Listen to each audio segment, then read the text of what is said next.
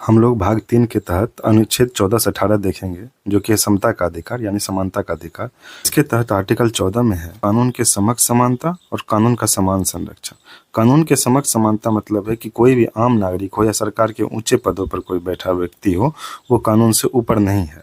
इस यहाँ विशेषाधिकार किसी को नहीं दिया जा रहा है, इसलिए ये निगेटिव कॉन्सेप्ट है। तो कानून का समान संरक्षण ये क्या है?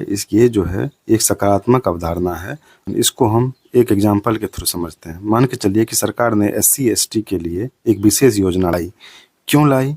यह कानून का उल्लंघन नहीं है, क्योंकि यही है समान संरक्षण। यानी अगर वो पिछड़े हैं तो उनको पहले उस स्थिति में लाया जाएगा, फिर उनके साथ समान व्यवहार होगा। तो ये उनके साथ एक सामाजिक असमानता को दूर करने के लिए ये लाया गया। तो यही हुआ कि कानून का समान संरक्षण। ये कहाँ से लिया गया है? ये अमेरिका से लिया गया है। और जो कानून के समक्ष समानता है, ये लिया गया है ब्रिटेन से।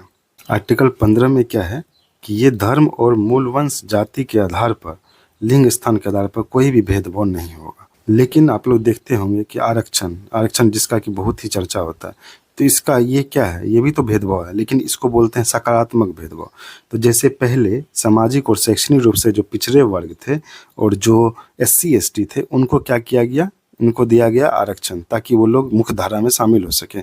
और अभी 2019 में सरकार ने आर्थिक आधार पर आरक्षण दे करके EWS, जो कि जनरल लोगों के लिए है, उनको दे करके उनके साथ भी सकारात्मक भेदभाव किया है। और समय समय पर बच्चों और महिलाओं के लिए भी बहुत सारे कल्याणकारी योजनाएं लाते रहती है। आर्टिकल 16 में क्या है कि ये है रोजगार में अवसर की समानता। यानी जो सार्वजनिक रोजगार है उसमें किसी के आधार पर भेदभाव नहीं किया जाएगा, समान अवसर सबको मिलेंगे। हम नेक्स्ट आते हैं 17। ये क्या है? छुआछूत का अंत। 17 को आप 1 + 7 करो तो क्या होता है? 8। 8 से क्या होता है? ठाठ, मिलता जुलता है। तो खाट पे आप बैठे रहते हो, तो इसको याद करने के लिए है 17 कहाँ है? छुआछूत का अंत।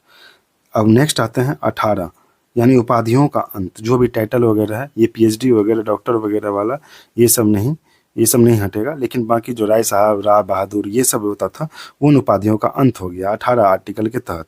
18 को अगर हम 1 और 8 को जोड़ते हैं तो ये होता है 9। 9 से क्या होता है? नो टाइटल, यानी उपाधियों का अंत। हम लोग एक प्रश्न देखते हैं कि भारतीय संविधान के प्रस्तावना में प्रयुक्त समाजवाद शब्द ये किस अनुच्छेद के साथ मिला करके सर्वोच्च न्यायालय ने उस अनुच्छेद को लेकर के समान कार्य के लिए समान वेतन का मौलिक अधिकार प्रदान किया?